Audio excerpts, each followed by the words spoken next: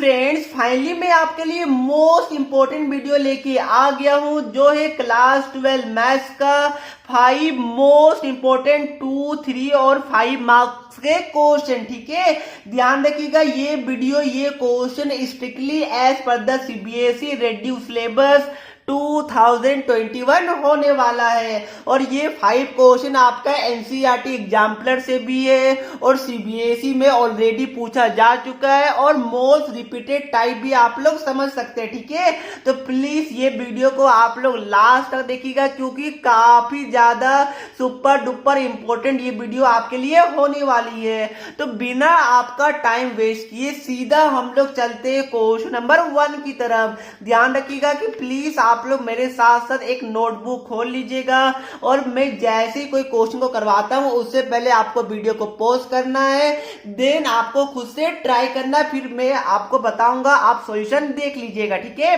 अब देखिए ये आपके लिए क्वेश्चन नंबर 1 है। इसमें क्या बोला है कि x to the power m into y to the power n is equal to x plus y का whole power m plus n given है। तो आपको क्या बोला है कि प्रूव करना है dy by dx is equal to y by x, ये आपको प्रूव करना है। तो क्या आप लोग प्रूव कर पाएगा? बिल्कुल, ये आपका डिफरेंशिएशन का क्वेश्चन है। ठीक है, तो ध्यान रखिएगा। सबसे पहले देखिए आपका गिवन टर्म क्या बताइए, x to the power m y to the power n is equal to हमारा x plus y to the power m plus n given है। अब देखिए अगर आपको समझ में नहीं आ रहा होगा कि हम लोग आगे प्रोसीड कैसे करें, तो सबसे सिंपल क्या है, अपने फ्रेंड को याद कीजिए, मतलब कि लॉग को याद कीजिए। तो क्या कर लीजिए कि टेकिंग लॉग बोथ साइड। ठीक है, आपको पता होगा लॉग बहुत पावरफुल टूल होता है जो क्या करता है कि जो भी हमारा पावर में रहता है उसको मल्टीप्लाई में कन्वर्ट कर देता है। ठीक है, तो टेकिंग लॉग बोथ साइड। देखिए ये हमारा क्या हो जाएगा,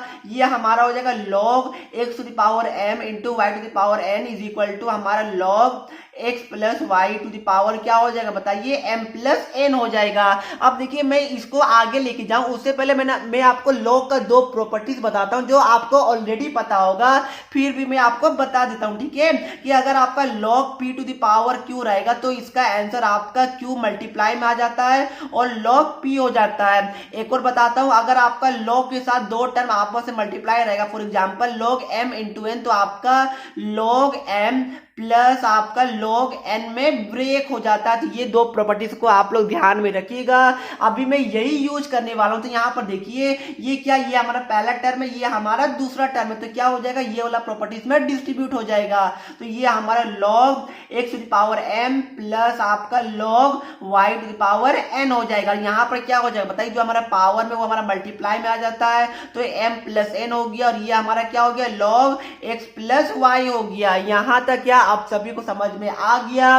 वेरी गुड। अब देखिए यहाँ पर क्या कीजिएगा, यहाँ पर भी आप लोग यही कीजिए, क्या कीजिएगा बताइए, जो आपका m है वो मल्टीप्लाई में आ जाएगा और ये हमारा m log x हो जाएगा प्लस आपका n log y हो जाएगा इज इक्वल टू आपका, इसको अभी आप लोग एज इट इज लिख दीजिएगा।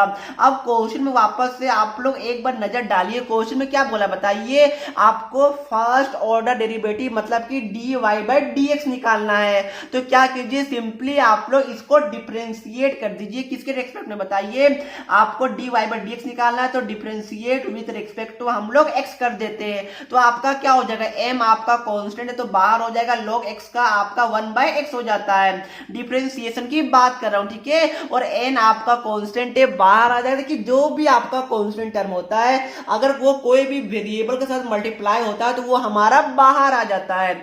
अब देखिए यहाँ पर log y का डिफरेंशिएशन क्या होगा, 1/y हो जाएगा। तो 1/y को मैं n के नीचे लिख देता हूं। फिर आप वापस से आप लोग चेन रूल लगाइए तो y का डिफरेंशिएशन आपका क्या हो जाएगा, dy बाय dx हो जाएगा। ठीक है, क्योंकि हम लोग x के रिस्पेक्ट में डिफरेंशिएट कर रहे हैं तो डेफिनेटली आपको चेन रूल भी लगाना होगा। तो y का डिफरेंशिएशन हमारा क्या हो गया, dy बाय dx हो गया। अब यहाँ पर भी आपका m प्लस n क्या है, आपका दोस्त है, मतलब कि कांस्टेंट है, इसको आपको छेड़छाड़ नहीं करना है। अब देखिए log x प्लस y का क्या हो जाएगा बताइए, डिफरेंशिएशन एक्स बाई वाई आपका एक्स प्लस वाई आपका डिवाइड में आ जाएगा। उसके बाद चेन रूल आप लोग लगाइए तो एक्स का डिफरेंशिएशन आपका 1 हो जाएगा और वाई का आपका differentiation d y by d x हो जाएगा। यहां तक किसी को डाउट है क्या? सभी बच्चे को समझ में आ रहा है? Very good. अब देखिए क्या कीजिए, d y by d x को एक साथ ले आइए, ठीक है। तो क्या करता हूं मैं, देखिए पहले क्या कीजिए, इसको आप लोग चाहे तो मल्टीप्लाई करके ब्रेक कर लीजिए तो आपके लिए इजी हो जाएगा।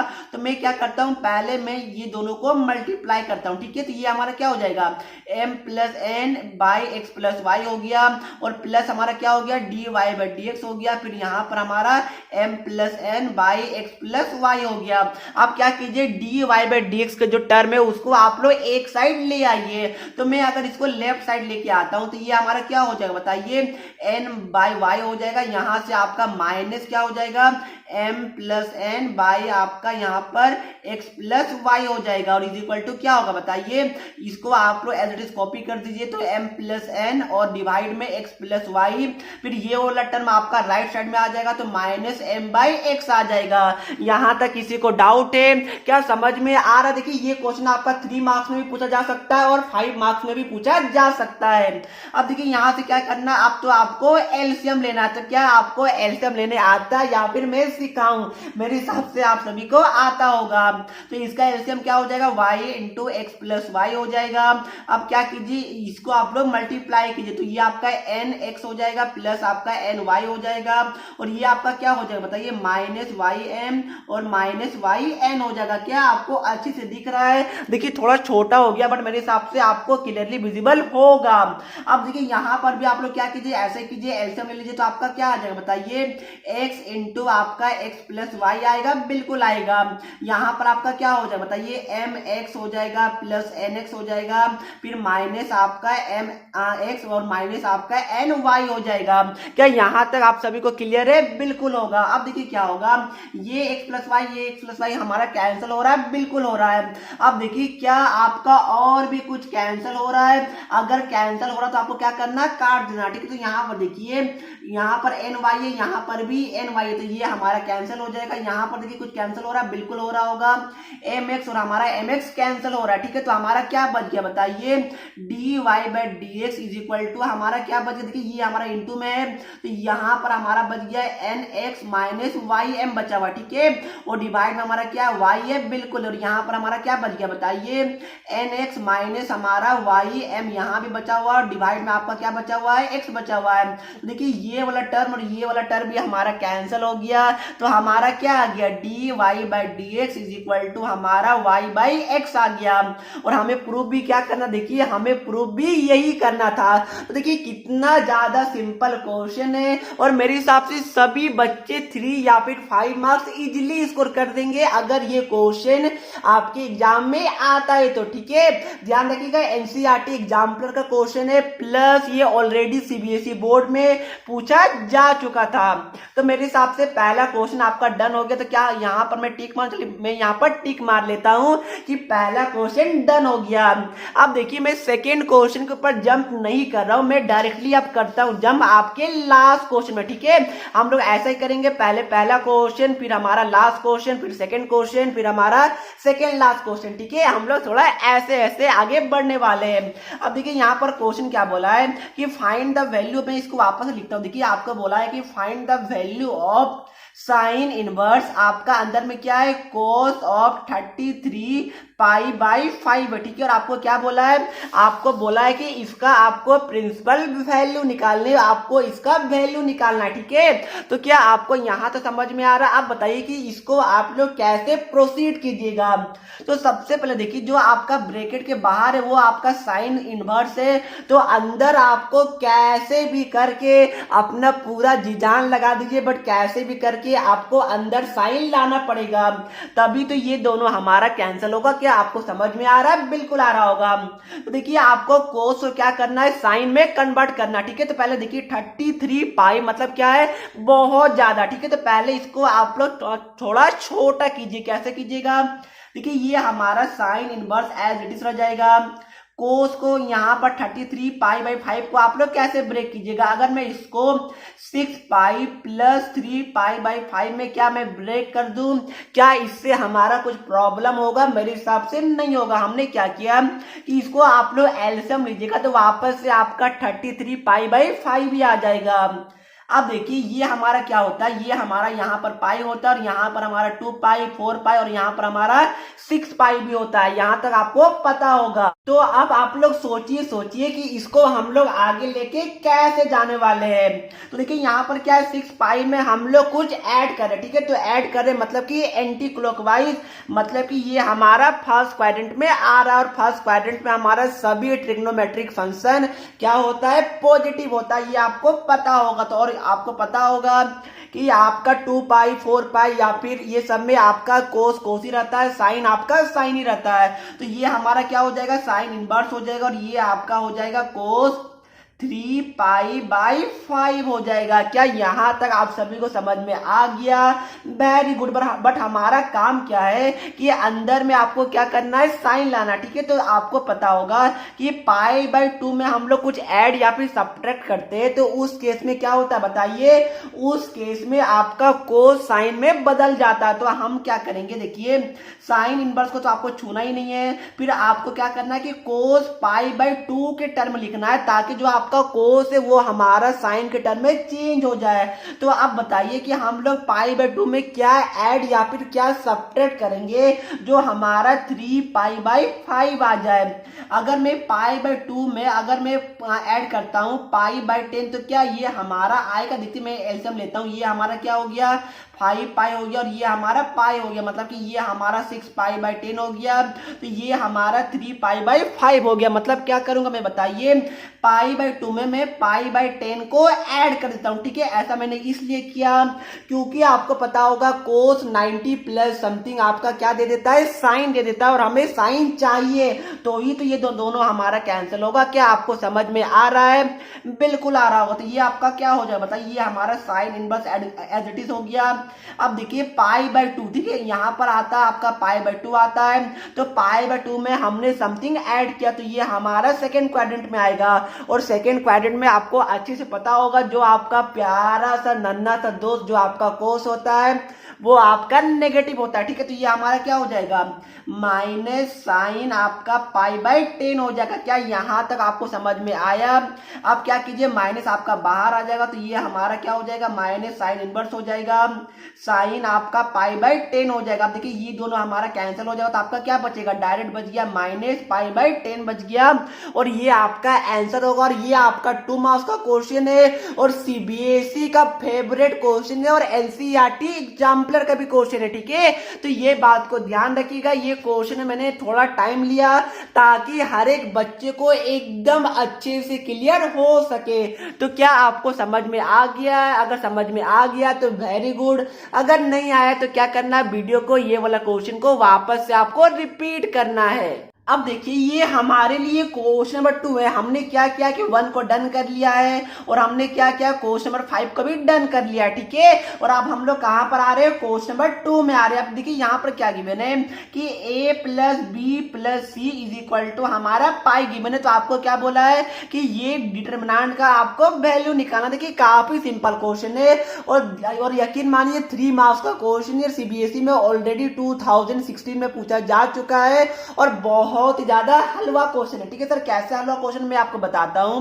अब देखिए क्या कीजिए, देखिए यहां पर क्या है, साइन ए प्लस बी प्लस सी है, ठीक है। तो इसकी जगह आप लोग क्या पुट कर दीजिएगा, पाई पुट कर दीजिएगा। तो बताइए साइन पाई मतलब क्या हो गया, साइन 180 डिग्री का वैल्यू कितना होता है? क्या आप सभी को पता है? अगर पता है तो बहुत अच्छी बात है, अगर नहीं पता है तो मैं बता देता हूं कि कोस 180 का वैल्यू आपका -1 होता है और साइन पाई मतलब कि 180 डिग्री का वैल्यू आपका बड़ा सा अंडा होता है। तो इसकी जगह आपका क्या आ गया, अंडा आ गया, ठीक है। बाकी क्या कीजिए, आप लोग साइन बी को कॉपी कर लीजिए, कोस सी को कॉपी कीजिए, माइनस साइन बी को कॉपी कर लीजिए आप लोग, 0 को भी, टेन ए को भी, और यहाँ भी 0 है आपका, और यहाँ पर माइनस टेन ए है।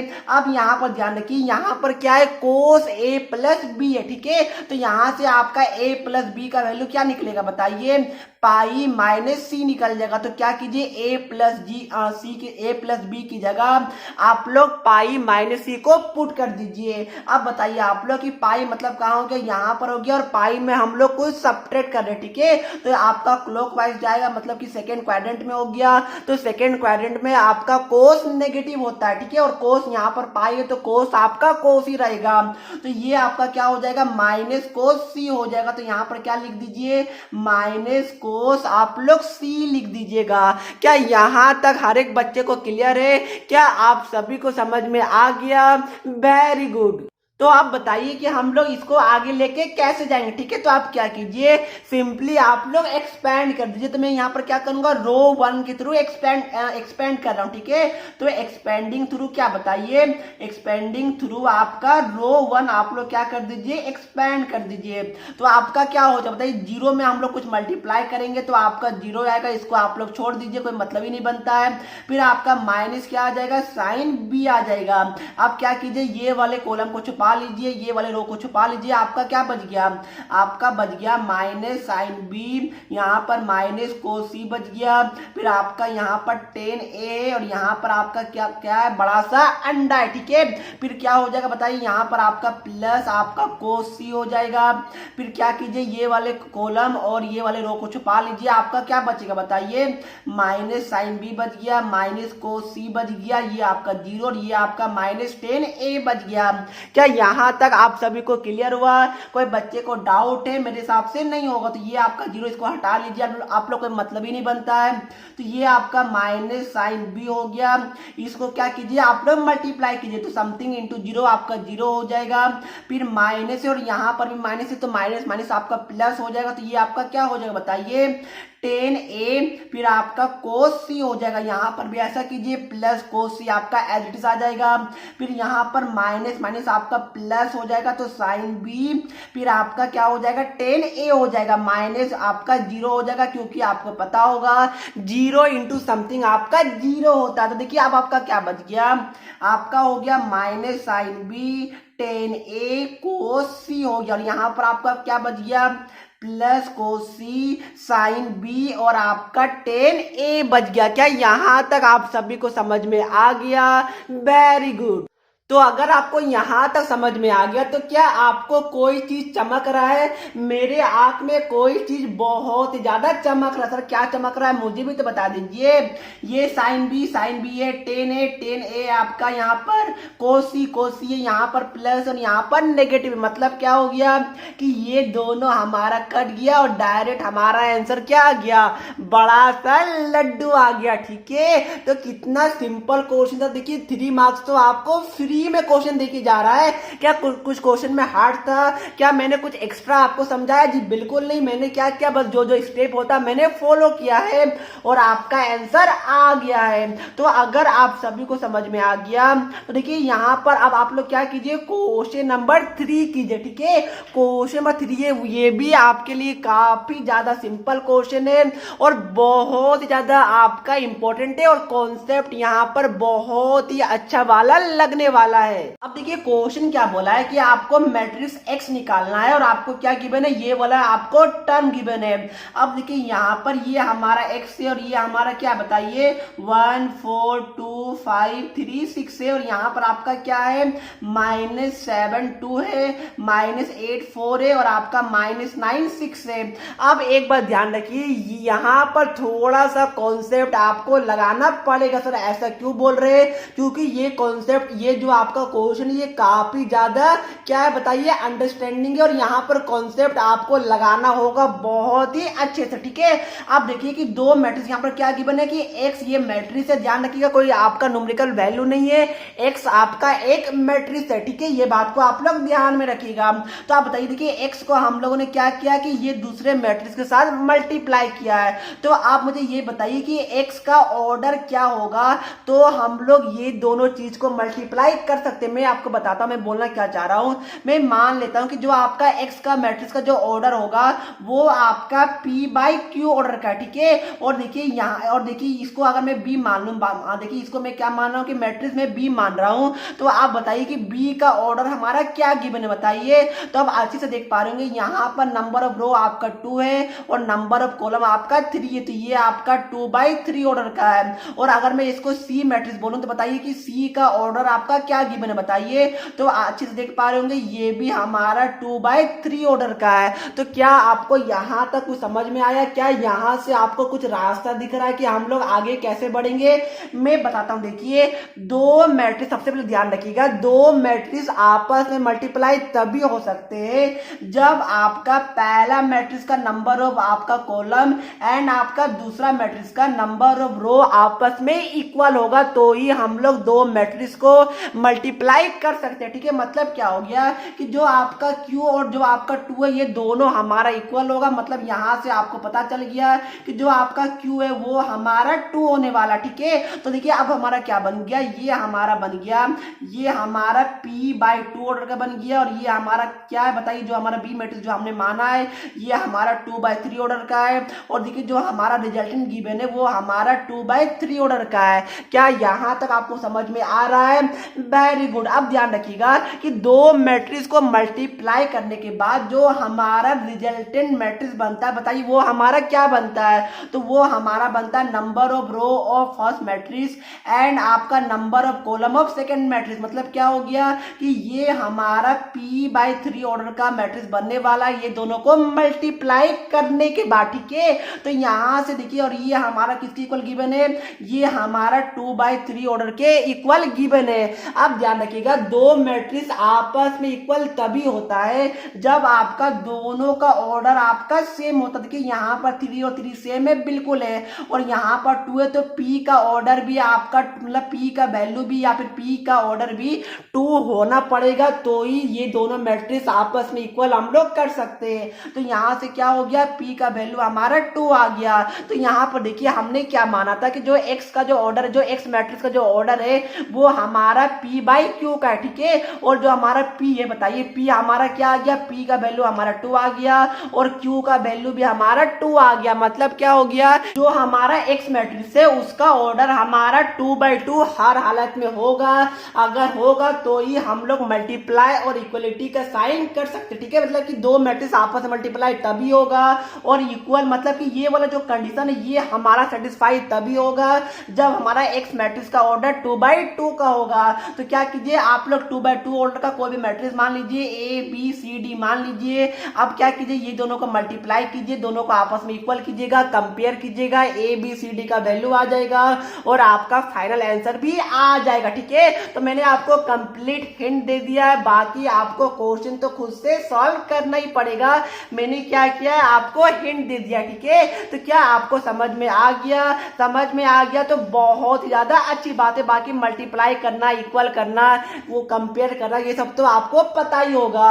अब देखिए जो हमारा नेक्स्ट क्वेश्चन है, जो हमारे आज की वीडियो का लास्ट क्वेश्चन है, ये क्या बोला है कि इंटीग्रेट आपको करना है किसका, बताइए, sin 5, फिर आपका क्या है अंडर रूट आपका sin स्क्वायर 5 है प्लस आपका 2 cos 5 है प्लस आपका 3 है। अब देखिए यहां पर भी मैं आपको हिंट दूंगा, आपको करना तो खुद से ही पड़ेगा, ठीक है। मैं आपको एक डायरेक्शन प्रोवाइड कर दे रहा हूं, बाकी आप लोग खुद से सॉल्व कर ही सकते हैं। अब ध्यान रखिएगा इसको हम लोग कैसे सॉल्व करेंगे, बताइए। तो अब अच्छे से देख पा रहे होंगे, अगर हम लोग यहाँ पर cos 5 को t मानते हैं, ध्यान रखिएगा 5 ये थीटा रह सकता है, t रह सकता है, ये तो आपका जस्ट एक सिंबल है ताकि आप लोग कंफ्यूज हो जाए। ये एग्जामिनर या फिर ये CBSE इस टाइप का आपका सिंबल इसलिए यूज करती है ताकि उनको पता रहता है कि जो बच्चे का जो हैबिट रहता है वो तो थीटा या फिर टी के रेस्पेक्ट में वो लोग इंटीग्रेट करते, ठीक है। तो अगर हम लोग थीटा के जगह 5 लिखते जिससे कोई भी फर्क नहीं पड़ेगा तो क्या बच्चे कंफ्यूज करेंगे, वो CBSE ये टेस्ट करना चाहती है।